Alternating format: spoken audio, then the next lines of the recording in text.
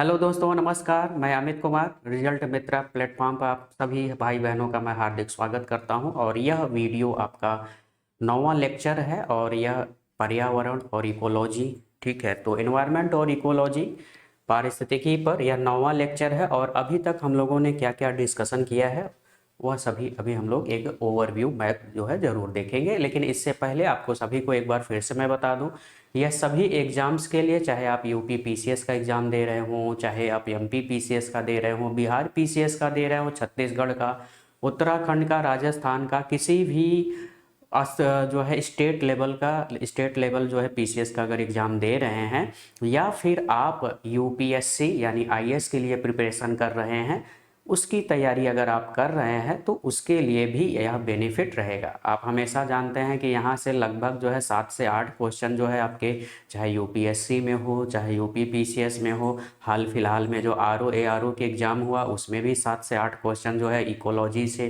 जो है environment ecology से प्रश्न पूछे गए। तो यहाँ यह एक महत्वपूर्ण फैक्टर बन जाता है 7 से 8 क्वेश्चनों का, ठीक है। क्वेश्चन की संख्या, नंबर ऑफ क्वेश्चन बढ़ भी सकते हैं, है ना। लेकिन 7 से 8 क्वेश्चन तो आपको इन्वायरमेंट पोर्शन से पूछा ही जाता है। और इन्वायरमेंट पोर्शन से जो एग्जाम में क्वेश्चन पुटअप किए जाते हैं बहुत ही सरल रहते हैं। अगर आपने पूरा पढ़ रखा है तो बेशक मैं दावा करता हूं कि आप 100% उन क्वेश्चन को करके ही आएंगे। अगर आप नहीं करके आते हैं तो इसका मतलब आपने अच्छे से उसको पढ़ा नहीं है, ठीक है। तो चलिए स्टार्ट करते हैं। और पहले हम लोगों ने क्या क्या डिस्कशन किया उसके बारे में एक ओवर मैप, यानी पिछले वीडियो में हम लोगों ने डिस्कशन क्या किया था, थोड़ा सा यह देख लें ताकि आपको आइडिया लग जाए हम लोग पिछले वीडियो में क्या क्या चीज़ जो है डिस्कशन कर चुके हैं। तो घास प्रदेशी बायोम हम देखें। घास प्रदेशी बायोम जो है दो तरह के होते हैं, एक तो उष्ण कटिबंधीय यानी गर्म स्थानों पर उगने वाले घास, और एक शीतोष्ण कटिबंधीय यानी ठंडे प्रदेश पर उगने वाले घास के बारे में हम लोगों ने डिस्कशन किया हुआ था। अपने भारत में किन किन तरह के घास पाए जाते हैं इनके बारे में हम लोग डिस्कशन किए, और कुछ घासों के इम्पॉर्टेंट फैक्ट के बारे में हम लोगों ने डिस्कशन किया हुआ था। उसके बाद हमने देखा टुंड्रा बायोम। टुंड्रा बायोम क्या होता है, टुंड्रा बायोम में किस तरह की वनस्पतियां या फिर जंतु वगैरह पाए जाते हैं, इसके बारे में हम लोग डिस्कशन किए हुए हैं, ठीक है। फिर हम लोगों ने लास्ट में मरुस्थलीय बायोम के बारे में डिस्कशन किया। मरुस्थलीय बायोम जो है किस तरह के होते हैं। मरुस्थलीय बायोम भी दो तरह के होता है, एक तो उष्ण कटिबंधीय मरुस्थलीय बायोम और एक शीतोष्ण कटिबंधीय। यानी कुछ मरुस्थल ऐसे होते हैं जो ठंडे होते हैं, कुछ मरुस्थल ऐसे भी होते हैं जो गर्म होते हैं। जैसे आपका सहारा मरुस्थल कैसा है, गर्म मरुस्थल है, जो विश्व का सबसे बड़ा गर्म मरुस्थल के रूप में जाना जाता है। वहीं सबसे ठंडा मरुस्थल अंटार्कटिका का मरुस्थल है, जो कि सबसे ठंडा मरुस्थल के रूप में जाना जाता है, ठीक है। तो ये हम लोगों ने डिस्कशन किया था। और यहाँ पे कौन सी वनस्पतियाँ पाई जाती हैं इसके बारे में हम लोगों ने डिस्कशन किया हुआ था, ठीक है। फिर हम लोगों ने सागरीय बायोम के बारे में डिस्कशन किया। सागरीय बायोम क्या होता है, ठीक है। इसी सागरीय बायोम के अंतर्गत जो ओपन समुद्र होता है, ओपन ओशियन होता है, ठीक है, इसके बारे में हम लोगों ने प्लैंकटन, नेक्टन और बेंथस क्या होता है इसके बारे में हम लोगों ने डिस्कशन किया हुआ था। ये पॉइंट थोड़ा जरूर आप इम्पोर्टेंट समझिएगा, क्योंकि जो प्लैंकटन, नेक्टन, बेंथस होता है ये अक्सर प्रश्न जो है पूछे जाते हैं, ठीक है। तो ये क्या होते हैं इनके बारे में आप अच्छे से समझ लीजिएगा, ठीक है। नहीं, अगर आपको ये मैंने पिछले वीडियो में आपको बताया हुआ नहीं अगर समझ में आएगा तो एक बार आप कमेंट जरूर कर देंगे। चले, प्रवाल भित्ति बायोम, कोरल रीफ क्या होता है इसके बारे में हम लोगों ने अच्छे से समझा, ठीक है। कोरल बायोम को कौन सी अनुकूल स्थिति होती है ये अक्सर प्रश्न पूछे जाते हैं, तो यह जरूर आपको ध्यान में रखना है। प्रवाल जो कोरल रीफ होता है वह 3 तरह के होते हैं, फ्रिंगिंग रीफ होता है, बैरियर रीफ होता है और एटाल होता है। ये हम लोगों ने अच्छे से समझा। और भारत में ये जो कोरल रीफ पाए जाते हैं कहाँ पाए जाते हैं, मन्नार की खाड़ी, कच्छ की खाड़ी, लक्षद्वीप, अंडमान निकोबार द्वीप समूह, सबसे कम कच्छ की खाड़ी यानी गुजरात वाले क्षेत्र में, और अंडमान निकोबार द्वीप समूह में सर्वाधिक जो है आपके कोरल रीफ पाए जाते हैं। ये हम लोगों ने समझा। तट रेखा बायोम, ठीक है। तो तट रेखा बायोम और आर्द्र भूमि बायोम के बारे में हम लोगों ने यहाँ पर समझा, ठीक है। और समुद्री तटीय आर्द्र भूमि, ठीक है, रामसर साइट हम लोगों ने डिस्कशन किया था कि रामसर साइट अपने भारत में कहाँ कहाँ रामसर साइट है। और विश्व के परिदृश्य से भी हम लोगों ने समझा कि विश्व का सबसे पहला रामसर साइट कौन सा है, सबसे बड़ा रामसर साइट कौन सा है, भारत का सबसे बड़ा और सबसे छोटा रामसर साइट कौन सा है। भारत के 75 रामसर साइट के बारे में मैंने आपको यहाँ पर मैप सहित जो है डिस्कशन किया हुआ है, और आपने इनको अगर नोट कर लिया तो अच्छी बात है। ठीक है। मॉन्ट्रेक्स रिकॉर्ड क्या होता है, इसके बारे में हमने आपको बताया कि मॉन्ट्रेक्स जो रिकॉर्ड होता है, कुल वर्तमान समय में जो है कुल 54 मॉन्ट्रेक्स रिकॉर्ड जो है 54 जो है 54 जो है मॉन्ट्रेक्स रिकॉर्ड को रिकॉर्ड में किया गया है, जिसमें से 2 अभी भी भारत के ही हैं। ठीक है। जिसमें पहले तो 3 थे, चिल्का को निकाल दिया गया, मैंने आपको पहले ही बताया था, है ना। तो आज हम लोग डिस्कशन करेंगे आर्द्र भूमि संरक्षण एवं प्रबंधन नियम 2017। ठीक है। तो इसके बारे में हम लोग आज जो है डिस्कशन करने वाले हैं। तो आर्द्र भूमि प्रबंधन एवं संरक्षण जो अधिनियम है, जो कि 2017 में इसको पारित किया गया, ताकि आर्द्र भूमियों में जो विभिन्न प्रकार की गतिविधियां होती हैं, जैसे उद्योग की स्थापना या प्रसार, ठीक है, कचरा, अवशिष्ट, ताकि इन पर क्या किया जा सके, नियंत्रण किया जा सके। ठीक है। अब यहाँ से हम लोग कंटिन्यू करेंगे। ठीक है। तो आर्द्र भूमि संरक्षण एवं प्रबंधन नियम। ठीक है। तो भारत सरकार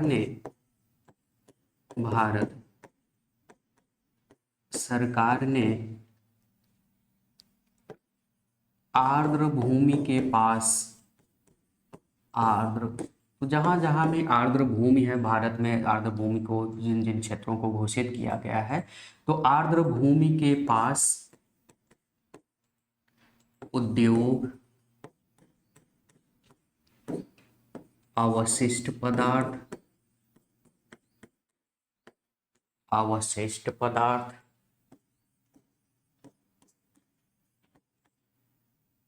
ठीक है। तो आर्द्र भूमि के पास जितने भी उद्योग है, अवशिष्ट पदार्थ है, अवशिष्ट पदार्थ मतलब एक तरह से आप समझ लीजिए कचरा, है ना, कचरा आदि को कम करने के लिए, कम करने या निस्तारण के लिए, निस्तारण के लिए आर्द्र भूमि, आर्द्र भूमि संरक्षण एवं प्रबंधन, संरक्षण एवं प्रबंधन यानी कंजर्वेशन एंड जो है प्रबंधन, मैनेजमेंट, प्रबंधन अधिनियम, अधिनियम 2017, 2017 को पारित किया गया, ताकि इन जो आर्द्र भूमि है इनको बचाया जा सके। यहाँ पर जो जीवों की प्रजातियां पाई जाती हैं, जो वनस्पतियों की प्रजातियां पाई जाती हैं, जो जंतुओं की प्रजातियां पाई जाती हैं, ताकि उनको संरक्षित रखा जा सके। तो उनको संरक्षित रखने के लिए भारत सरकार ने 2017 में एक अधिनियम लाया, ताकि इन पर इनका संरक्षण और प्रबंधन अच्छे तरह से किया जा सके। ठीक है। तो यह चीज़ ध्यान में रखिएगा कि आर्द्र भूमि संरक्षण एवं प्रबंधन जो नियम लाया गया था, तो यह कब लाया गया था, तो यह लाया गया था आपका 2017 में। ठीक है। तो इसके बारे में ध्यान में रखेंगे। चले आगे हम लोग अब डिस्कशन करते हैं। कच्छ यानी मैंग्रोव बायोम, यानी कच्छ यानी मैंग्रोव बायोम का मतलब क्या हो गया, तो मैंने आपको पहले भी बताया था कि ऐसे स्थल,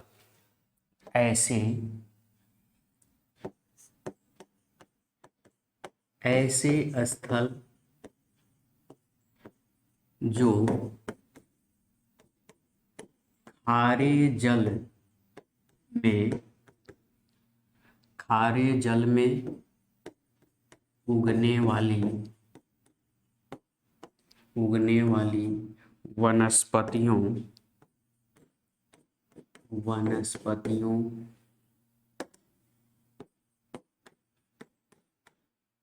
खारे जल में उगने वाली वनस्पतियों को क्या कहा जाता है? कच्छ। हिंदी में कच्छ कहते हैं, इंग्लिश में इन्हीं को मैंग्रोव कहा जाता है। ठीक है, कच्छ यानी मैंग्रोव। कच्छ जिला मत समझ लीजिएगा, राजस्थान का। तो ऐसे स्थल जो खारे जल में उगने वाली वनस्पतियों को क्या कहा जाता है? कच्छ या मैंग्रोव कहा जाता है। ठीक है, कहा जाता है। और ये ज़्यादातर कहाँ होंगे? तटीय क्षेत्र में होंगे, क्योंकि जहाँ पे खारा जल होगा, ठीक है, ये सामान्यतः सामान्यतः तटीय क्षेत्र में, तटीय क्षेत्र के नमी व दलदली, नमी व दलदली खारे, नमी व दलदली खारे, खारे जल में, जल में। तो ये सामान्यतः जो वनस्पतियां हैं, यानी जो मैंग्रोव वनस्पति होता है, ये नमी व दलदली खारे जल में उगते हैं, ये सरवाइव कर पाते हैं। ठीक है, ठीक है। जैसे अगर हम बात करें, जैसे सुंदरी का वृक्ष है, ठीक है, सुंदरी का वृक्ष है, ठीक है, तो सुंदरी का वृक्ष है। खेजड़ी का भी जो है वृक्ष है। खेजड़ी फिलहाल नहीं कहेंगे, ये आपका एक तरह से मरुस्थलीय क्षेत्र में उगने वाला जो है पौधा हो जाएगा, है ना। तो यहाँ पर जो अगर हम बात कर रहे हैं मैंग्रोव या कच्छ बायोम की, तो यहाँ पे जो मैंग्रोव वनस्पति होती है, यह ज़्यादातर किस तरह की होती है? ये खारे जल में उगने वाले पौधे होते हैं। ठीक है, इन्हीं को हम क्या कहते हैं?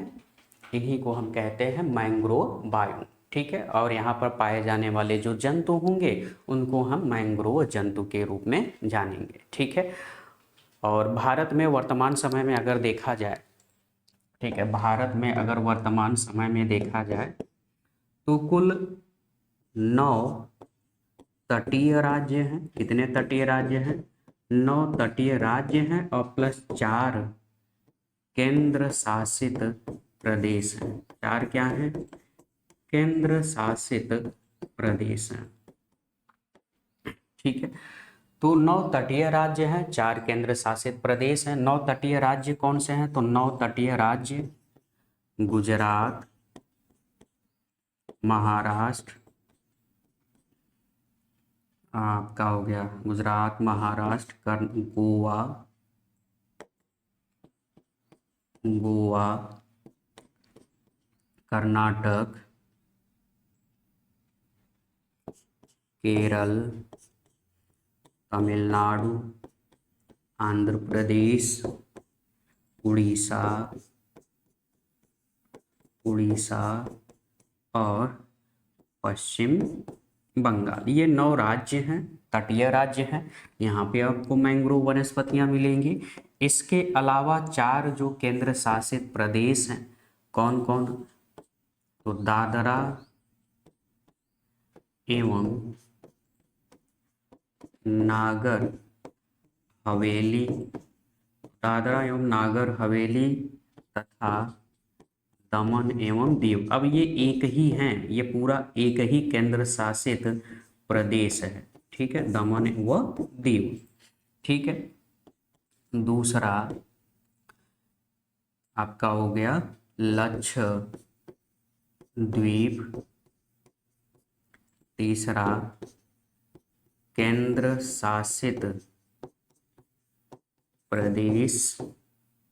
चौथा सॉरी, क्या लिख दिया? केंद्र, लक्षद्वीप, पुदुचेरी, पुदुचेरी और अंडमान निकोबार द्वीप समूह। ठीक है, तो अंडमान निकोबार द्वीप समूह, पुदुचेरी, पुदुचेरी,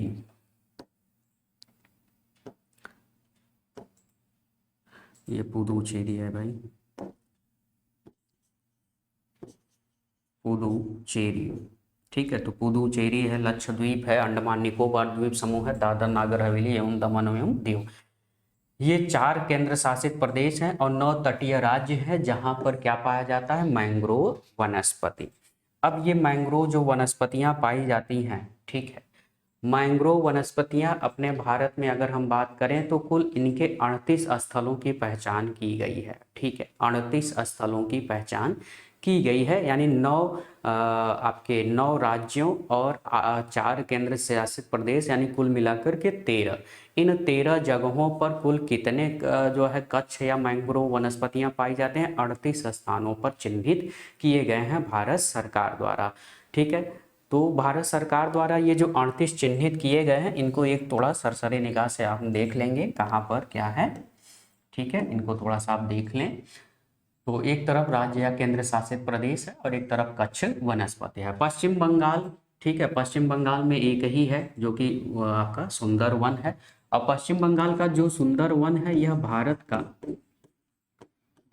का सबसे बड़ा, भारत का सबसे बड़ा मैंग्रोव क्षेत्र है, सबसे बड़ा मैंग्रोव। मैंने आपको यह वन रिपोर्ट में भी पढ़ाया हुआ है अच्छे से। वन रिपोर्ट अगर आपने देखा होगा ज्योग्राफी वाले पोर्शन में, मैंने आपको वन रिपोर्ट वहाँ पे अच्छे तरह से पढ़ाया। तो वन रिपोर्ट में आपको मैंने बताया था सबसे ज़्यादा मैंग्रोव वनस्पति कहाँ पाई जाती है, तो आपके पश्चिम बंगाल में पाई जाती है, ठीक है। तो सबसे बड़ा मैंग्रोव क्षेत्र है कहाँ पे, सुंदरवन में, जो कि आपका यह कहाँ है, पश्चिम बंगाल में। और यहाँ पर कुल 2114 वर्ग किलोमीटर के क्षेत्रफल में यह फैला हुआ है, ठीक है।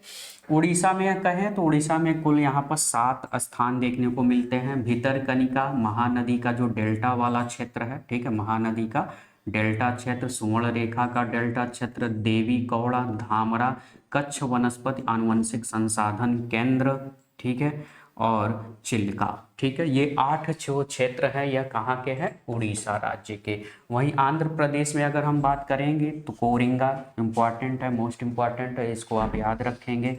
पूर्वी गोदावरी और कृष्णा, ठीक है, ये आंध्र प्रदेश के जो है मैंग्रोव वनस्पतियां हैं। इसके अलावा तमिलनाडु की अगर हम बात करें तो पिचवरम, ठीक है, ये पीचा नहीं है, पिचवरम है, पिचवरम इंपॉर्टेंट है, अक्सर पूछ लिया जाता है। तो पिचवरम एक क्या है, आर्द्र भूमि है।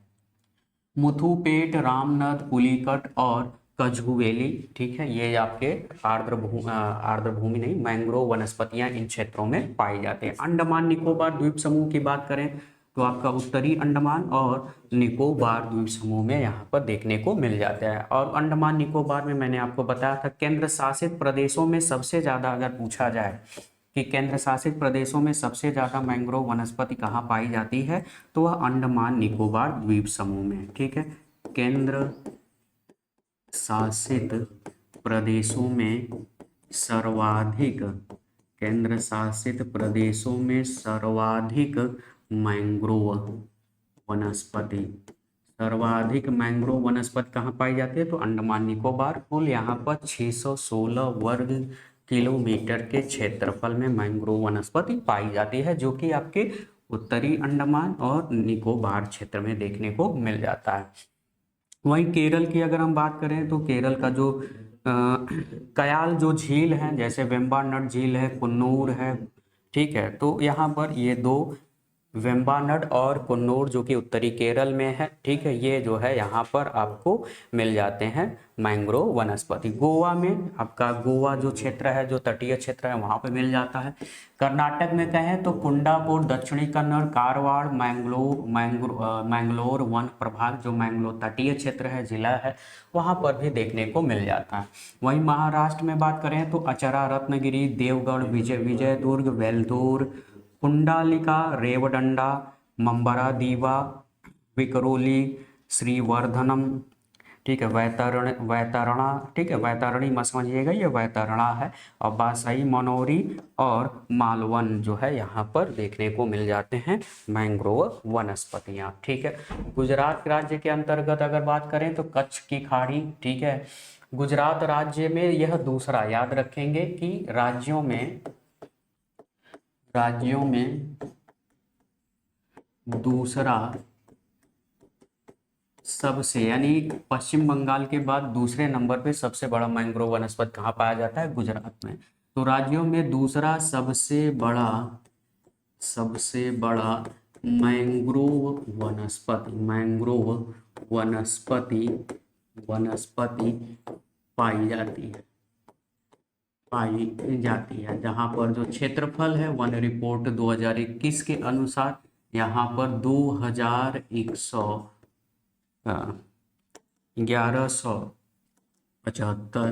यानी 1175 वर्ग किलोमीटर के क्षेत्रफल में मैंग्रोव वनस्पति जो है फैली हुई है। ठीक है, तो ये हमने समझा। और बाकी खंबात की खाड़ी है और दुमास उभरत है।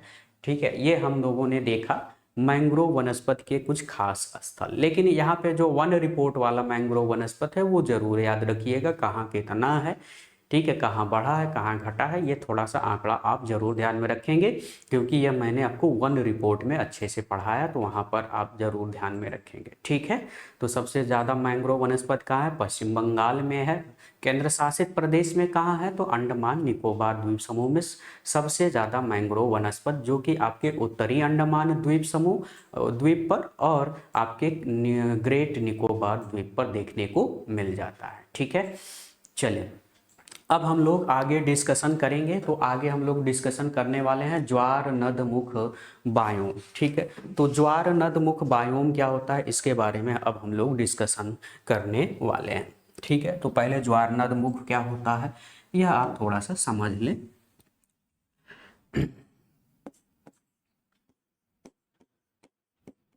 तो ऐसा बायोम क्षेत्र, बायोम क्या होता है? सभी लोग एक बार कमेंट करो, तो सभी लोग फटाफट कमेंट करो। बायोम क्या होता है? मैंने आपको कई बार बताया है।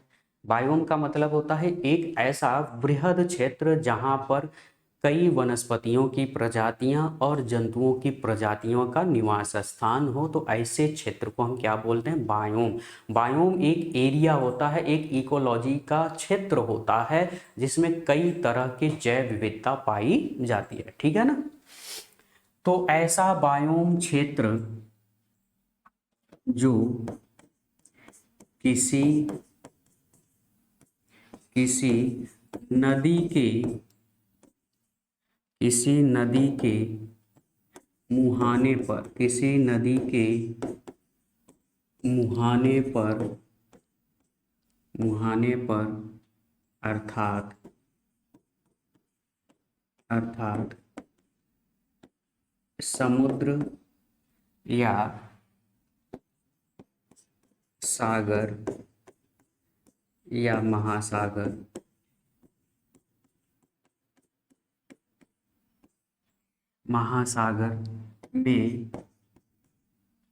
में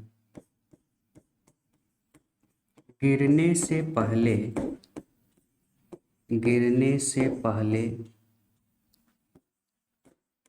डेल्टा न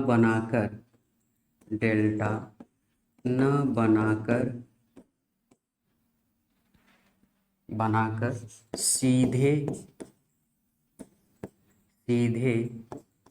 गिरती हो तो उसे एस्चुअरी कहते हैं या ज्वार नदमुख बायोम कहते हैं। ज्वार नदमुख बायोम कहते हैं। ठीक है, तो यहाँ पर क्या होता है कि यह जहाँ पे भी एस्चुअरी बनता है वहाँ पर ज़्यादा ज्वार नहीं आता है, वहाँ पे अधिक ऊंचाई का जो है ज्वार नहीं आता है। ठीक है, जहाँ पे अगर जो है एस्चुअरी बनता है, ज्वार नदमुख बनता है, यानी सीधे नदियों का जल जो है पूरा मलबा जो है सीधे सागर महासागर या किसी खाड़ी के पास में अगर गिरता है ठीक है। तो वहाँ पर क्या होता है, जैसे आपका नर्मदा नदी है, नर्मदा नदी का जो मुहाना है आप जानते हैं खंबात की खाड़ी है, यानी अरब सागर के हिस्से में गिरता है और वह जाकर के डेल्टा में नहीं बनता। डेल्टा का मतलब क्या हो गया कि जैसे कोई नदी अगर प्रवाहित हो रही है इस डायरेक्शन में, जब वह सागर या महासागर में गिरने से पहले कई जल वितरिकाओं यानी शाखाओं में बढ़ जाती है, तो इसको हम बोलते हैं डेल्टा। क्या बोलते हैं? डेल्टा। यानी यह एक वृहद डेल्टा क्षेत्र बनाता है। ठीक है। और जब कोई नदी सीधे जाकर के गिर जाए, ठीक है, यानी कई जल वितरिकाओं में न गिरे, सीधे जाकर के पूरा मलबा जो है गिर जाए किसी सागर या महासागर में, तो उसे हम बोलते हैं एस्चुअरी यानी ज्वार नद मुख कहा जाता है। ठीक है, बात समझ में आ गई। तो उस ज्वार नद मुख का जो क्षेत्र होता है वह एक लंबे क्षेत्रफल में होता है। वह अब जैसे नर्मदा नदी का है, तो नर्मदा नदी का जो मुहाना है वह लगभग जो है 18 किलोमीटर। ठीक है, ये कोई छोटा क्षेत्र नहीं होता है कि 2 किलोमीटर, 4 किलोमीटर, 5 किलोमीटर, ये काफी लंबा क्षेत्र होता है। जब नदी जब अपने मुहाने में गिरती है तो यह जो ज्वारनद मुख का क्षेत्र होता है 40 किलोमीटर तक हो सकता है, 45 किलोमीटर तक जो है हो सकता है। ठीक है, 18 किलोमीटर तक भी हो सकता है। तो ये काफी एक लंबे क्षेत्र में जो है फैला हुआ होता है। और यहाँ पर ज्वार कम ऊंचाई पर आता है। ज्वार कैसा होता है? तो यहाँ पर ज्वार जो है कम ऊंचाई पर आता है और इसीलिए यह क्षेत्र कैसा होता है? शांत क्षेत्र होता है। ठीक है, यानी यहाँ पर आप ध्यान में रखेंगे कि इस क्षेत्र में, यानी कौन से? ज्वारनद मुख बायोम वाले क्षेत्र में, ठीक है ना, इस क्षेत्र में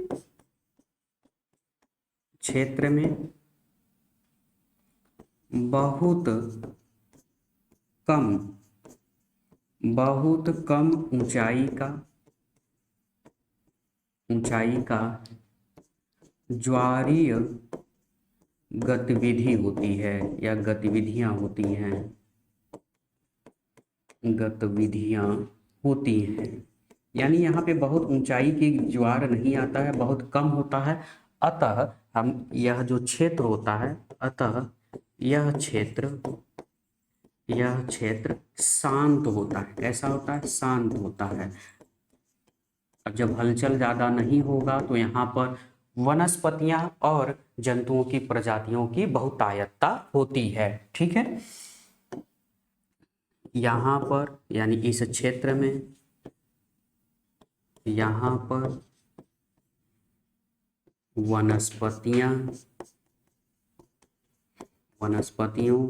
तथा जंतुओं की सर्वाधिक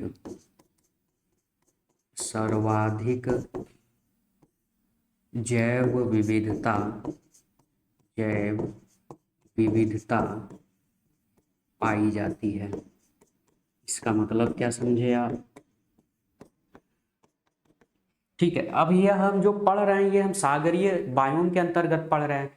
तो अगर पूछा जाए कि सागरीय बायोम का वह कौन सा बायोम क्षेत्र है? सागरीय बायोम में कई हैं। ठीक है, जैसे कोरल रीफ का बायोम हो गया, ठीक है, ज्वारनद मुख का बायोम हो गया, डेल्टा का बायोम हो गया, अलग अलग बायोम क्षेत्र है। यह सब किसके अंतर्गत आते हैं? सागरीय बायोम के अंतर्गत आते हैं। तो अगर पूछा जाए सागरीय बायोम के अंतर्गत वह कौन सा एरिया है जहां पे सर्वाधिक जैव विविधता पाई जाती है, तो वह है एस्चुअरी। एस्चुअरी मतलब ज्वारनद मुख।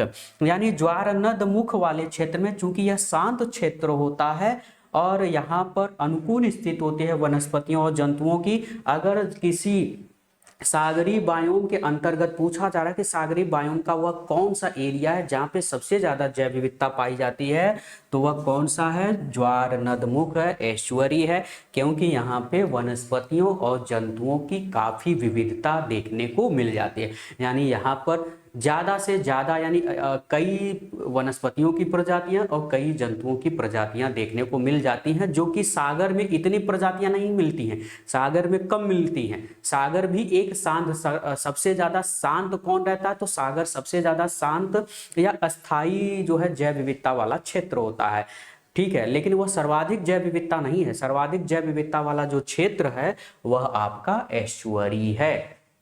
ध्यान से समझिएगा, मैं यहाँ पर 2 स्टेटमेंट बोल रहा हूँ, बड़े अच्छे से समझिएगा। अगर पूछा जाए एग्जाम में कि विश्व का वह कौन सा बायोम क्षेत्र है जो सर्वाधिक अस्थायी है, तो सागरीय या महासागर। ठीक है, तो महासागर का जो बायोम है या जलीय बायोम है, तो मतलब महासागर का जो जलीय बायोम है वह सबसे अस्थायी होता है।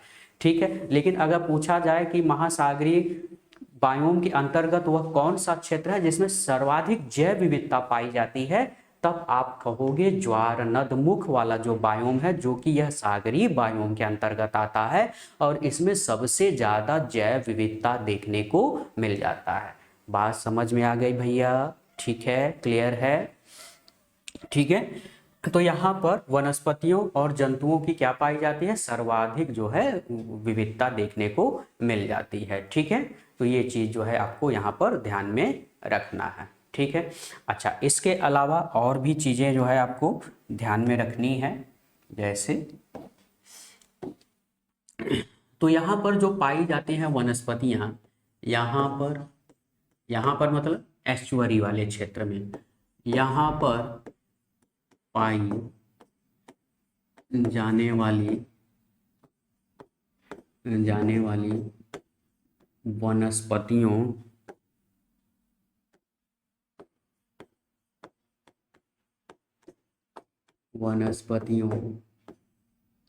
तथा दलदली नमी भूमि के कारण। ठीक है, तो नमी, चूंकि अब यहाँ पे नमी व भाई पानी का प्रवाह रहेगा तो नमी व दलदली तो रहेगा।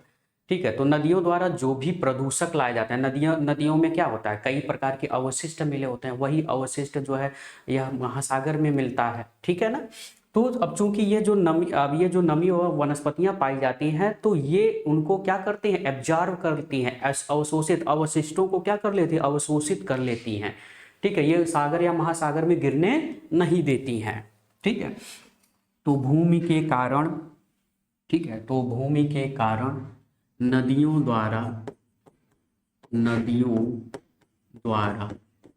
लाए गए अवशिष्ट पदार्थों को अवशिष्ट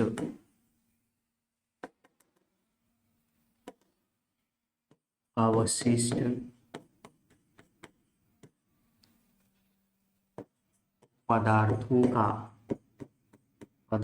को अवशोषित कर लेती है, यानी एक तरह से साफ करने का काम करती है, अवशोषित कर लेती हैं, अर्थात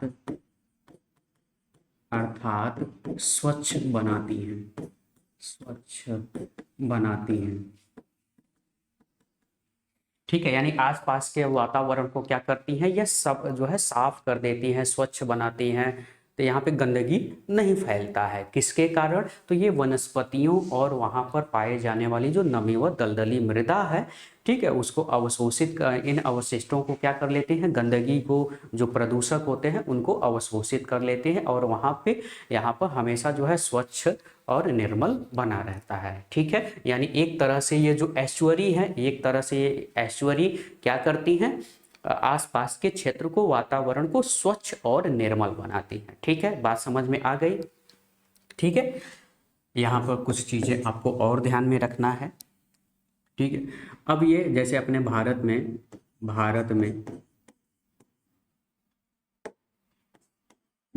में नर्मदा, ताप्ती, माही व पलार, बाकी और छोटे छोटे नदियां हैं, पलार नदियां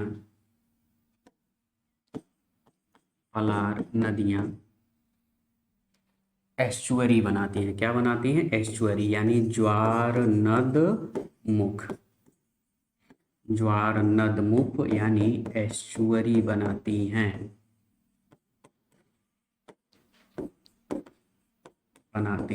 ठीक है, तो ये आप ध्यान में रखेंगे। अच्छा, जो पलार नदी है, एक लौती नदी है जो कि बंगाल की खाड़ी में एस्चुअरी बनाती है। बाकी बंगाल की खाड़ी में ज़्यादातर जितनी भी बड़ी नदियां हैं वो सब डेल्टा बनाती हैं। पलार एक ऐसी नदी है जो एस्चुअरी बनाती है, ठीक है। तो ये चीज़ थोड़ा सा आप याद रखेंगे। अच्छा, कुछ और भी बातें आपको यहाँ पर ध्यान में रखनी है। तो नर्मदा, ताप्ती, माही, पलार नदियां क्या बनाती हैं? एस्चुअरी बनाती हैं, ठीक है। ये तो आपको ध्यान में रखना ही है।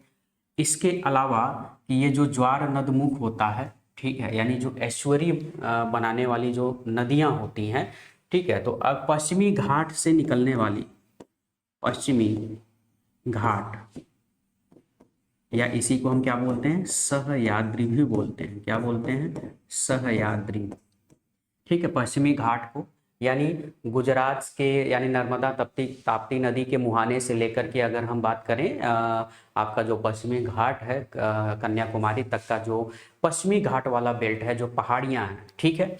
तो पश्चिमी घाट से निकलने वाली नदियां, पश्चिमी घाट से निकलने वाली नदियां, पश्चिमी घाट से निकलने वाली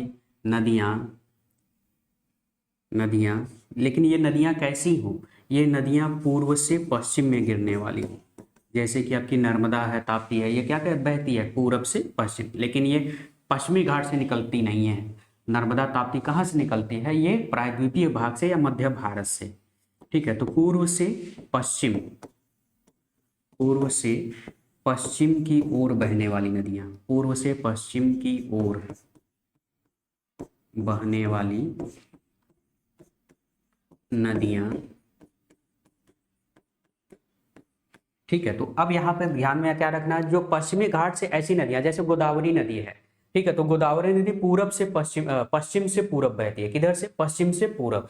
तो पश्चिम से पूरब बहने वाली नदियों में नहीं, जो पूर्व से पश्चिम में बहती हो। कहाँ से? पूर्व से पश्चिम।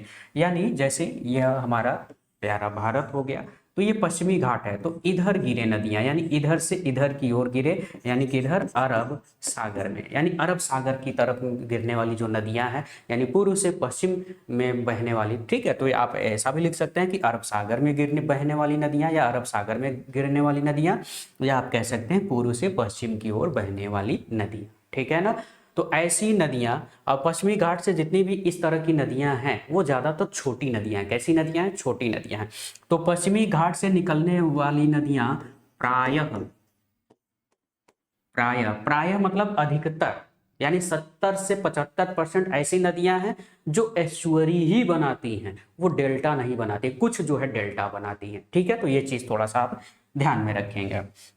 तो पश्चिमी घाट से निकलने वाली नदियां प्रायः क्या बनाती हैं? ज्वार नद मुख बनाती हैं, ज्वार नद मुख बनाती हैं, जैसे, अगर जैसे कुछ नदियों की बात करें तो जैसे मांडवी नदी, मांडवी नदी, ठीक है, जो कि आपकी गोवा की एक प्रमुख नदी के रूप में भी आप जानी जाती है ना। तो मांडवी नदी है। जैसे अगर हम बात करें मांडवी नदी, शरावती नदी, शरावती नदी, ठीक है, शरावती नदी, वराही नदी, वराही नदी। तो ये सब पूरब से पश्चिम में बहने वाली प्रमुख नदियां हैं, जो कि आपके अरब सागर में गिरती हैं। तो पूर्व से पश्चिम में बहने वाली नदियां, यानी पश्चिमी घाट से निकलती हैं। ये छोटी नदियां होती हैं, बहुत बड़ी नदियां नहीं होती हैं। और ये छोटी नदियां अधिकतर क्या बनाती हैं? एस्चुअरी। प्रायः क्या बनाएंगे? एस्चुअरी, यानी लगभग ज़्यादा से ज़्यादा नदियां एस्चुअरी ही बनाती हैं पश्चिमी घाट से। अगर कोई नदी पश्चिमी घाट से पूरब से पश्चिम में बह रही होती है तो वह ज़्यादातर क्या बनाती है? एस्चुअरी बनाती है। आई होप कि ये बात आपको कंफर्म हो गई होगी, समझ में आ गया होगा। क्लियर है? चले आगे हम बात करते हैं संक्रमित क्षेत्र यानी इकोटोन और एज इफेक्ट की, ठीक है। तो इकोटोन क्या होता है, एज इफेक्ट क्या होता है, इसके बारे में हम लोग आज जो है डिस्कशन करने वाले हैं, ठीक है। तो इसके बारे में आप अच्छे से समझ लीजिए, इनसे काफ़ी जो है प्रश्न पूछे जाते हैं, तो इनको थोड़ा सा अच्छे से अध्ययन करना है। चले, तो पहले तो हम बात करते हैं इको टोन की, कि इको टोन क्या होता है। इको टोन, पहले इको टोन समझ लेते हैं। यह है क्या। ठीक है, तो यहाँ पर थोड़ा सा मैं मैपिंग बनाता हूँ ताकि आप समझ पाएँ।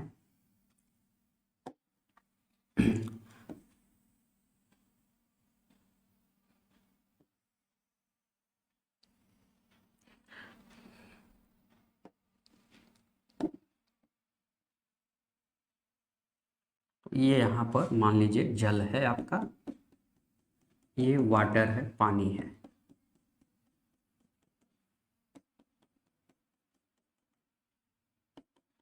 यहाँ पे मैंने दो जो है पारिस्थितिक तंत्र लिया हुआ है। एक ये स्थल है, ये क्या है, जमीन है यानी भूमि है ना। तो ये भूमि है और ये पानी वाला क्षेत्र है। ठीक है, समझ पा रहे हैं भाई साहब? ठीक है सभी लोग।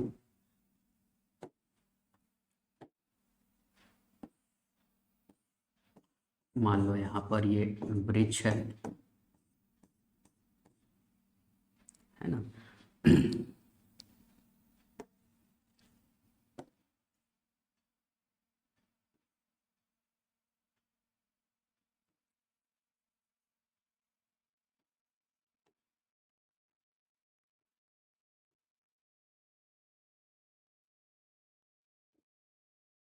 ठीक है, ये कोई पक्षी है, उड़ रहा है। ठीक है, अब उतना मेरा आर्ट हो सकता है अच्छा ना हो, लेकिन फिर भी मैं कोशिश कर रहा हूँ बनाने की, ताकि आपको जो है अच्छे से समझा पाऊँ। ठीक है।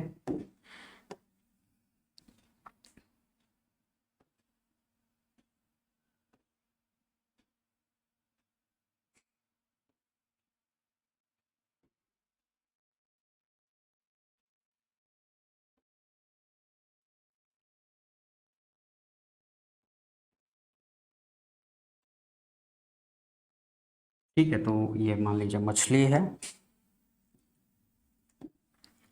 और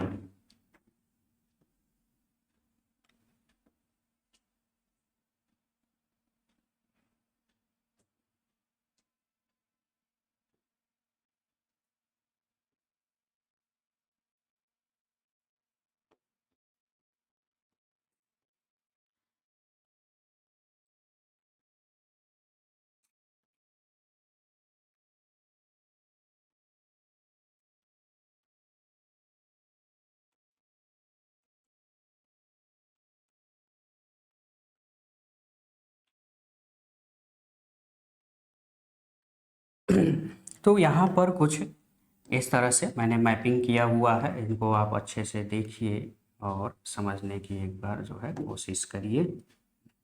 ये हमने बना लिया एक कछुआ।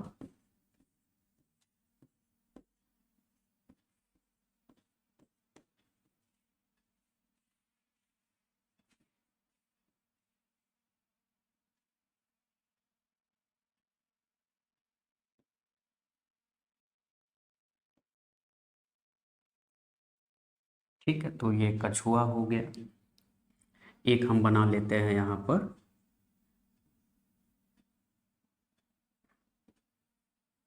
मेढक।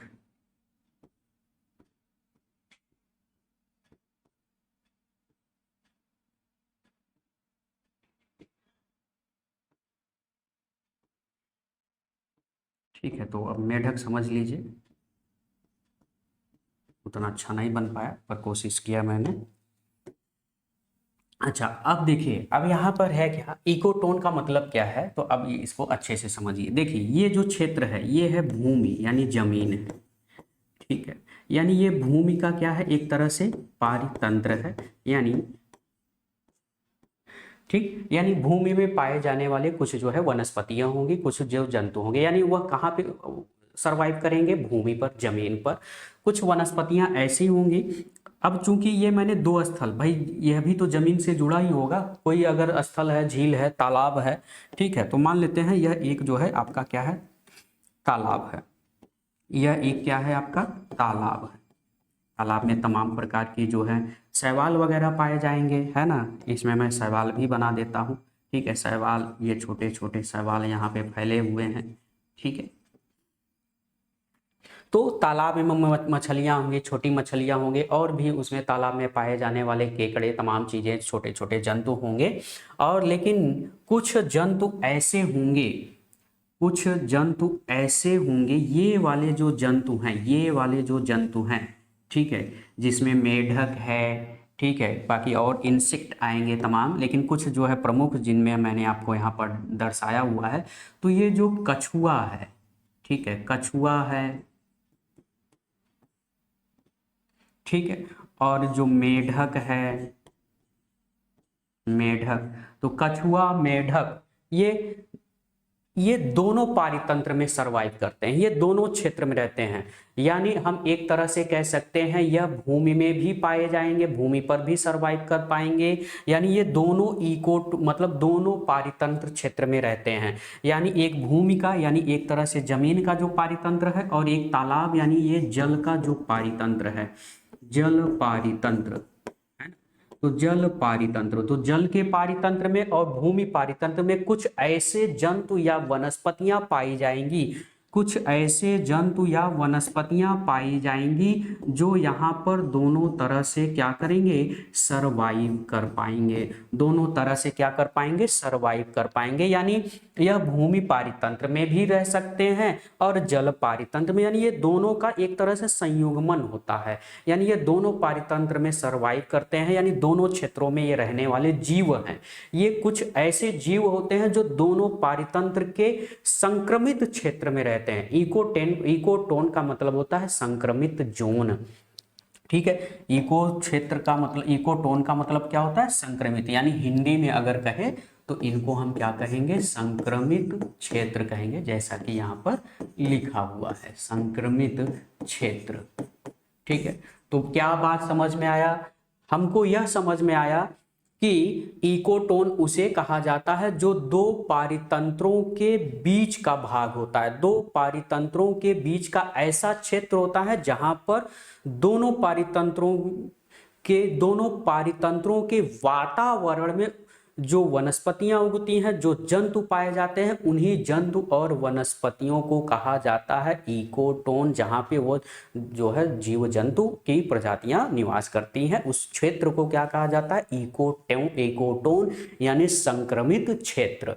संक्रमित क्षेत्र दो अलग अलग पारितंत्रों का बीच का क्षेत्र होता है, जिसमें दोनों तरह का वातावरण पाया जाता है। बात समझ में आ गई, क्लियर है, किसी को कोई इसमें दिक्कत, ठीक है। तो चलिए इसको अब यहां पर लिखता हूं मैं। जब दो अलग अलग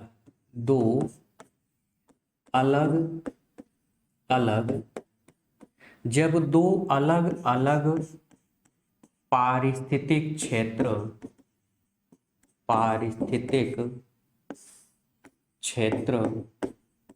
तो अगर दो अलग अलग पारिस्थितिक तंत्र के जो है जीव हों, ठीक है, पारिस्थितिक क्षेत्र हों दो अलग अलग, जैसे एक हमने भूमि का पारिस्थितिक क्षेत्र लिया, जैसे एक हम जल का पारिस्थितिक क्षेत्र लिया। भाई बहुत जल तो, पूरा जल तो फैला नहीं रहेगा, किसी एक जमीन से कहीं ना कहीं तो जुड़ा ही रहेगा, तो उसके आसपास का जो एरिया होगा।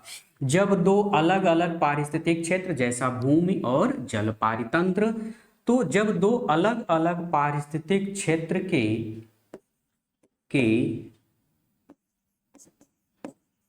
बीच का भाग,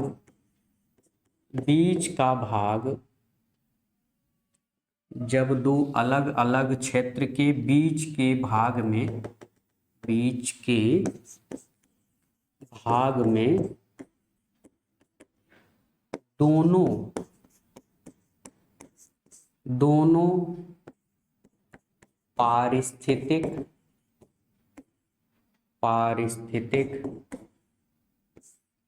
दोनों पारिस्थितिक क्षेत्रों के वातावरण, दोनों पारिस्थितिक क्षेत्रों के वातावरण में पाई जाने वाली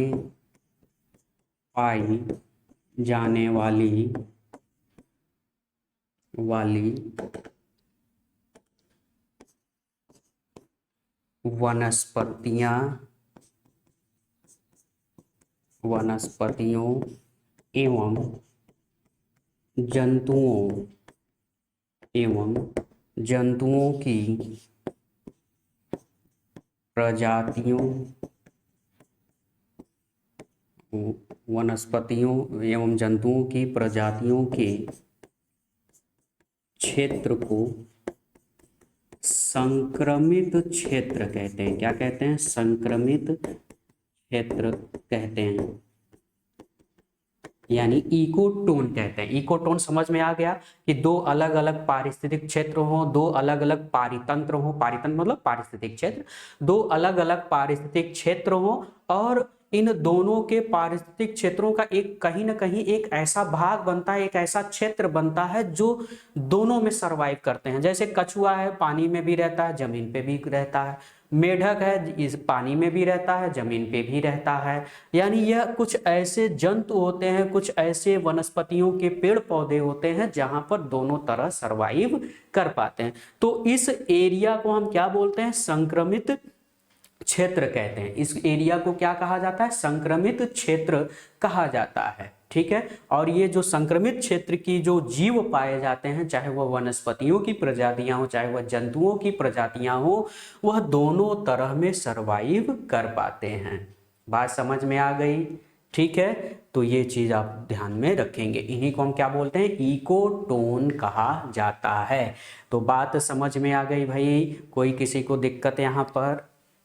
कमेंट करिए फटाफट, किसी को कोई दिक्कत?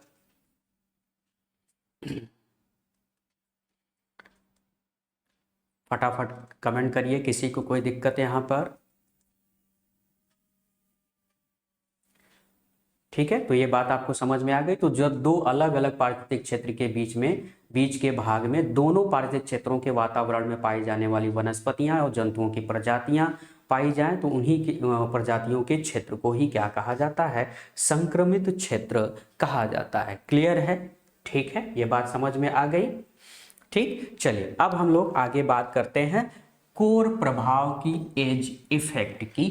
कोर प्रभाव क्या है? ठीक है, तो अब हम बात करेंगे कोर प्रभाव की।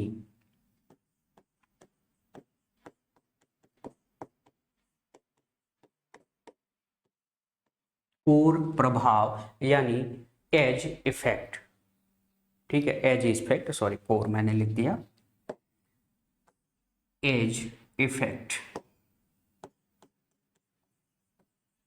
अब ये एज इफेक्ट क्या है, इसके बारे में हम समझे। तो एज इफेक्ट का मतलब यह होता है कि जब दो भिन्न भिन्न जो है पारिस्थितिक क्षेत्र हो, ठीक है, दो भिन्न भिन्न जो है पारितंत्र है, तो उनके संक्रमित जो क्षेत्र होता है, जो संक्रमण क्षेत्र होता है, उसमें जो सर्वाधिक जो जैव विविधता पाई जाती है, ठीक है, तो इस क्षेत्र में नवीन जो प्रजाति का उदय होता है, जो नवीन प्रजाति पाई जाती है, उसी प्रजाति को हम एज इफेक्ट कहते हैं, यानी कोर प्रभाव कहा जाता है। ठीक है, कोर प्रभाव का मतलब क्या हो गया? तो कोर प्रभाव जब दो अलग अलग पारितंत्र या पारिस्थितिक क्षेत्र, जब दो अलग अलग पारितंत्र के संक्रमण मतलब इकोटोन, संक्रमण क्षेत्र यानी इकोटोन। ठीक है, तो जब दो अलग अलग पारितंत्र के संक्रमण क्षेत्र, ठीक है, संक्रमण क्षेत्र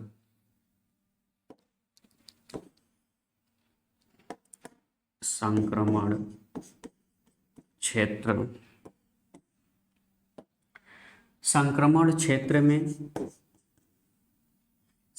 क्षेत्र में पाई जाने वाली नवीन मतलब नया, पाई जाने वाली नवीन वनस्पतियों तथा जंतुओं की प्रजातियां,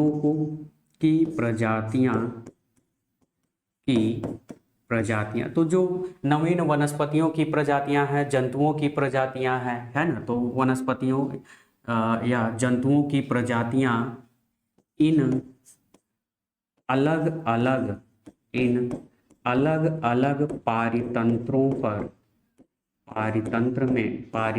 को प्रभावित करती हैं। इसी को कहा जाता है कोर प्रभाव, यानी यह इन्हीं दोनों के प्रभाव से एक नवीन प्रजाति का जन्म हुआ है। ठीक है, ये जो नवीन प्रजातियां हैं, जो कछुआ है, जो मेढक है, यह दोनों में सरवाइव करते हैं। यह दो अलग अलग पारितंत्र में जो है, दोनों अलग अलग पारितंत्रों के प्रभाव से ही ये उत्पन्न हुए हैं। तो दोनों पारितंत्रों के प्रभाव से जो उत्पन्न हुए हैं या दोनों पारितंत्रों को जो प्रभावित करते हैं, उसी को हम कहते हैं कोर प्रभाव। और संक्रमण क्षेत्र में याद रखें, किसी भी संक्रमण क्षेत्र में सबसे ज्यादा जो है जैव विविधता पाई जाती है। ठीक है, सर्वाधिक जो जैव विविधता देखने को मिलती है वह संक्रमित क्षेत्र में ही मिलती है। कहाँ पे मिलती हैं? संक्रमित क्षेत्र में ही मिलती हैं। जैसे अगर हम बात करें अपने भारत में सबसे ज़्यादा जैव विविधता कहाँ पाई जाती है, तो आप कहोगे पश्चिमी घाट में, या आप कहोगे ठीक है पश्चिमी घाट में सबसे ज़्यादा जैव विविधता पाई जाती है। क्यों? हमने पूछा आपसे कि भारत में सबसे ज़्यादा जैव विविधता कहाँ पाई जाती है, तो आप कहोगे कि पश्चिमी घाट में सर्वाधिक जैव विविधता पाई जाती है। पश्चिमी घाट में सर्वाधिक जैव विविधता पाई जाती है। अब अगर पश्चिमी घाट में सर्वाधिक जैव विविधता पाई जाती है, तो इसका मतलब यह है कि जो पश्चिमी घाट है, तो पश्चिमी घाट किससे लगता है? तो भारत का जो पश्चिमी घाट है, तो यह आप देख पा रहे हैं, तो भारत का जो पश्चिमी घाट है, तो ये वाला जो हिस्सा है पश्चिमी घाट जिसे आप बोलते हो, तो पश्चिमी घाट इधर क्या है? तो इधर तो आपका जल का पारितंत्र है, और इधर क्या है? भूमि का पारितंत्र है। तो जल और भूमि का दोनों का पारितंत्र है, दो अलग अलग पारितंत्र है, और यह एक वृहद क्षेत्रफल में फैले हुए हैं। ठीक है, और इसलिए यहाँ पर जैव विविधता क्या होती है? ज्यादा पाई जाती है। बात समझ में आ गई कि नहीं? तो जहां पर दो अलग अलग व विस्तृत क्षेत्र भी हो सकता है, जैसा कि यहाँ पर है कि हमारा ये जो पारितंत्र है यहाँ से यहाँ तक पश्चिमी घाट फैला हुआ है, और इसमें यहाँ पर जैव विविधता जो है सबसे अधिक देखने को मिल जाता है। बात समझ में आ गई?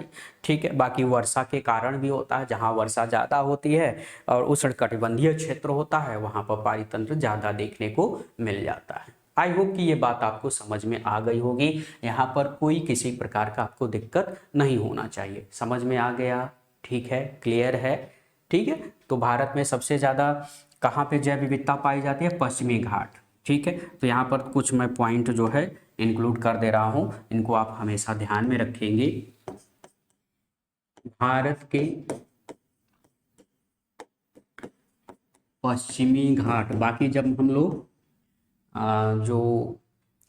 बाकी हम लोग यह भी इकोटोन के ही क्षेत्र के अंतर्गत है। बाकी जब हम लोग जैव विविधता बायोडायवर्सिटी पढ़ेंगे तो वहां पे भी इंक्लूड एक बार और करेंगे।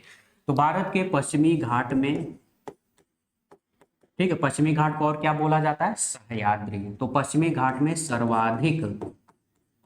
सर्वाधिक जैव विविधता पाई जाती है। जैव विविधता पाई जाती है। तो कारण क्या है जैव विविधता पाई जाती है? क्योंकि यह इकोटोन क्षेत्र में है। किस क्षेत्र में है? इकोटोन क्षेत्र में, यानी संक्रमित जोन में है। यानी एक तरफ जो है जल यानी सागर का यानी तटीय क्षेत्र है, तो तटीय क्षेत्र है मतलब सागर से ही लगेगा। तो एक तरफ जो है जल का पारितंत्र है और एक तरफ जो है जमीन यानी भूमि स्थल का पारितंत्र है। तो एक तरफ स्थल पारितंत्र, एक तरफ जल पारितंत्र, और इस कारण यहाँ पर जैव विविधता काफी देखने को मिल जाता है। बात समझ में आ गई? ठीक है, तो कारण क्या है भैया? तो कारण है इकोटोन। इकोटोन का मतलब कि एक तरफ जो है जलीय पारितंत्र है, एक तरफ जो है जलीय पारितंत्र है और एक तरफ स्थलीय पारितंत्र है। ठीक है, पारितंत्र है। बाकी और भी कारण हैं, लेकिन यह एक प्रमुख कारण है। मतलब हम ये कह सकते हैं कि यह भी एक इकोटोन क्षेत्र के अंतर्गत आता है, लेकिन यह एक वृहद क्षेत्रफल में फैला हुआ है, इसलिए यहाँ पर जैव विविधता काफी अधिक देखने को मिल जाता है। क्लियर है? बात समझ में आ गई? किसी को कोई दिक्कत? ठीक है। तो यहाँ पर ये चीज़ें जो है ध्यान में आपको रखना है। ठीक है, चलिए आगे हम लोग अब बात करते हैं। अगला जो टॉपिक हम लोग डिस्कशन करने वाले हैं, भारत में वन, भारत में वन यानी जंगल। ठीक है, तो फॉरेस्ट इन इंडिया। तो भारत में वन यानी पहले फॉरेस्ट क्या होता है, वन क्या होता है, पहले यह आप समझ लीजिए।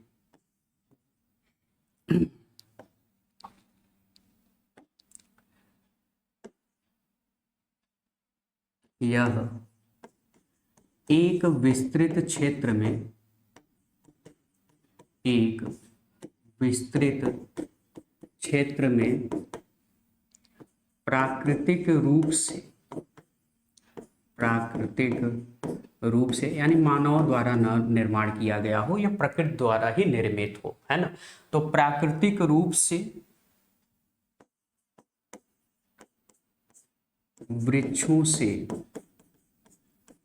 वृक्षों से ढके हुए क्षेत्र को, क्षेत्र को वन कहते हैं, वन कहते हैं। ठीक है, जिसमें जो है कई प्रजातियों की वनस्पतियां होंगी, जिसमें कई प्रजातियों की जीव जंतु होंगे। तो कई प्रकार के जंतुओं की प्रजातियां, कई प्रकार के वनस्पतियों की प्रजातियों से घिरा हुआ एक आवरण होगा जो प्राकृतिक रूप से निर्मित होगा, उसी को हम क्या कहेंगे, वन कहेंगे। क्या कहेंगे, वन कहेंगे। अब ये जो वन होते हैं, यह जो वन होते हैं,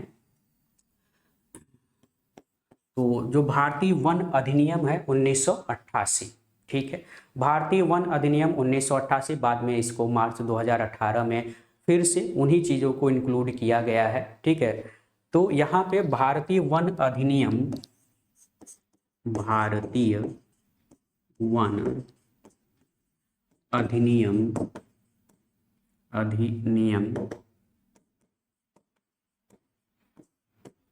1988 के अनुसार, ठीक है, 1988 के अनुसार भारतीय वन अधिनियम जो बनाया गया, इस वन अधिनियम के अनुसार कहें तो वनों को हम यहाँ पर 3 कैटेगरी में बांट सकते हैं। 3 कैटेगरी का मतलब है कि कुछ ऐसे वन होंगे जो अति सघन वन कहे जाएंगे, अति सघन वन। ठीक है, अति सघन वन, अति सघन वन का मतलब होता है very dense, very dense forest, very dense forest यानी शॉर्ट में बोलते हैं VDF। ठीक है, तो VDF का मतलब क्या हो गया, अति सघन वन हम किसे कहेंगे, अति सघन वन कौन कहा जाएगा, तो अति सघन वन ऐसे वन होंगे, ऐसे वन, ऐसे वन जहां, जहां 70% से अधिक, 70% से अधिक वृक्षावरण हो। ठीक है, यानी 70% से अधिक वृक्षों की, वृक्ष जो है लगे हो, यानी जितना क्षेत्रफल है उस भूमि या उस स्थल या उस वन के क्षेत्रफल के 70% पर क्या हो, वृक्षावरण हो, तो हम कहेंगे कि यह वन कैसा होगा, अति सघन वन की श्रेणी में आएगा। तो ऐसे वन जहां 70% से अधिक वृक्षावरण होता है उसे हम क्या कहते हैं, अति सघन वन श्रेणी का दर्जा देते हैं। ठीक है, दूसरा मध्यम सघन वन, मध्यम सघन वन यानी मॉडरेट, मॉडरेट, मॉडरेट फॉरेस्ट।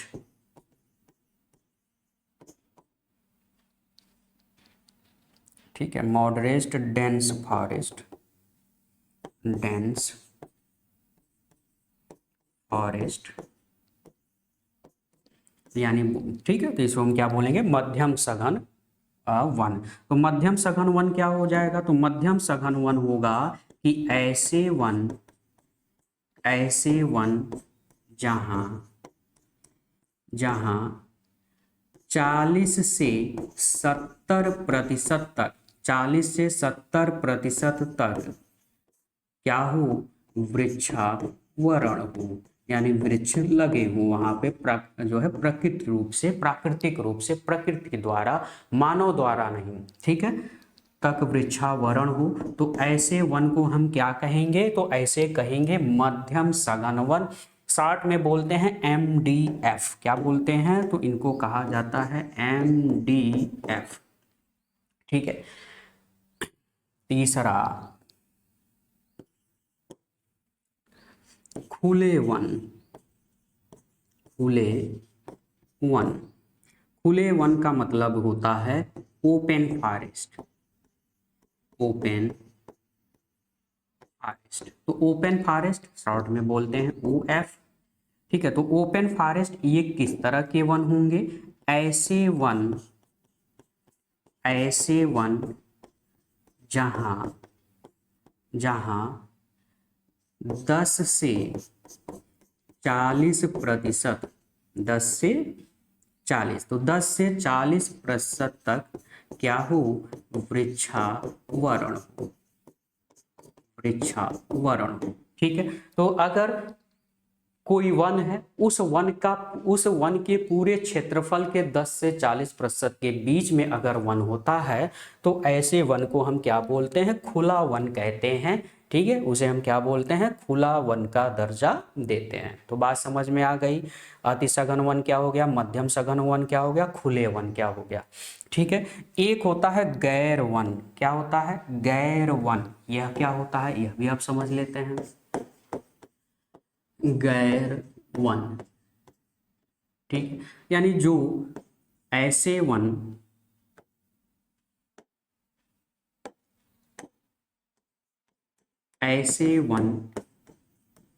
जो, ठीक है, तो ऐसे वन जो इन तीनों, यानी ऊपर जो अभी हमने 3 लिखा, अति सघन वन, मध्यम सघन वन और खुले वन, जो इन तीनों में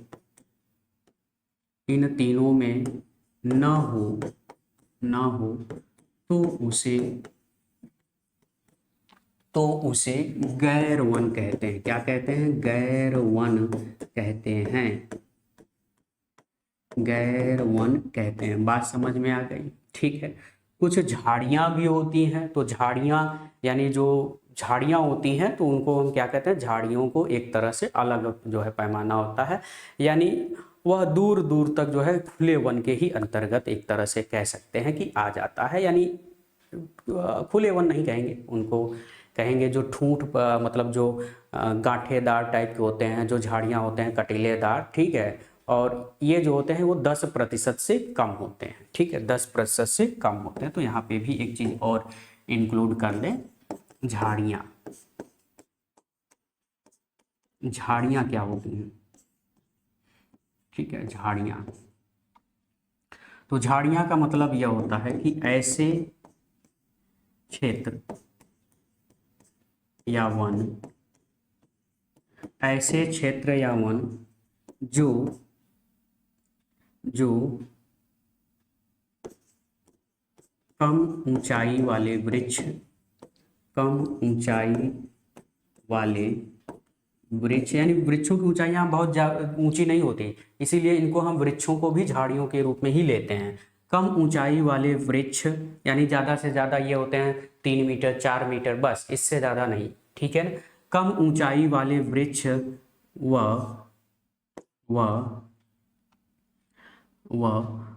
ठूंठ, यानी या जो गठीले टाइप के, गांठ प्रकार के वृक्ष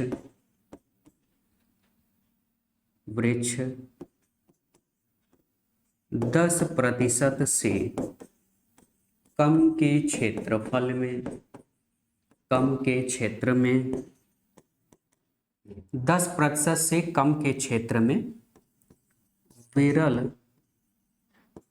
रूप से फैले होते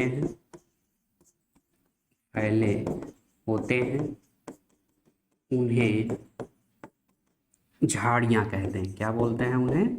झाड़ियाँ कहते हैं।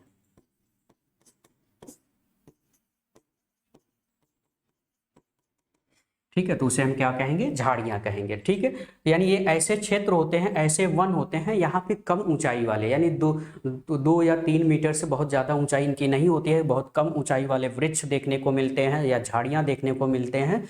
और यह पूरे उस क्षेत्र के क्षेत्रफल के 10% भाग पर ही यह फैले होते हैं, काफ़ी दूर दूर तक। विरल मतलब दूर दूर तक फैले होते हैं। ठीक है, ये पास पास नहीं होते हैं। तो ऐसे क्षेत्र को हम क्या बोलते हैं? झाड़ी कहते हैं। क्या कहते हैं? झाड़ियाँ कहते हैं। और भारत में सबसे ज़्यादा झाड़ी कहाँ पाई जाती है? तो आंध्र प्रदेश में। यह भी आपको याद रखना है कि आंध्र प्रदेश में सर्वाधिक झाड़ी पाई जाती है। मैंने आपको वन रिपोर्ट में भी पढ़ाया है। ठीक है, तो सर्वाधिक झाड़ी कहाँ पाई जाती है? आंध्र प्रदेश में पाई जाती है। यह भी आपको याद रखना है। ठीक है, इनके स्टेटमेंट हमेशा याद रखने हैं। आपको मैंने बताया कि जो अति सघन वन होता है 70% से अधिक, ये स्टेटमेंट के रूप में अक्सर प्रश्न पूछ लिए जाते हैं, तो इसलिए इनको आपको याद रखना है। 70% से अधिक होगा तो VDF कहा जाएगा। MDF तब कहा जाएगा जब 40 से 70% के बीच में हो, और 10 से 40% के बीच में हो तो उसे हम बोलेंगे खुले वन यानी ओपन फॉरेस्ट का दर्जा कहा जाता है। तो ये बात आपको समझ में आ गई। तो आज तक के लिए बस इतना ही। कल हम लोग डिस्कशन करेंगे, बहुत इंपॉर्टेंट टॉपिक है जैव विविधता यानी बायोडायवर्सिटी पर हम लोग डिस्कशन करने वाले हैं, जो कि बहुत ही ज़्यादा इंपॉर्टेंट है। उसके बाद आपका केवल 2 और मेन टॉपिक बचेंगे, फिर एक लास्ट वीडियो होगा जिनमें सभी प्रकार के सम्मेलन, पर्यावरण आंदोलन जो पर्यावरण से संबंधित होगा, पर्यावरण से संबंधित पुरस्कार होगा, उन सभी की हम लोग एक बार में डिस्कशन कर लेंगे।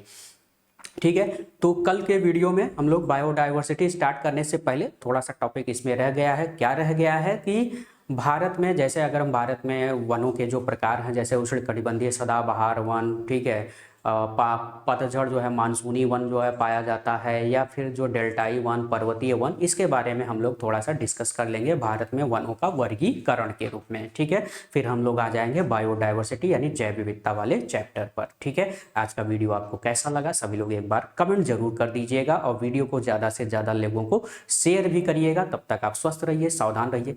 जय हिंद।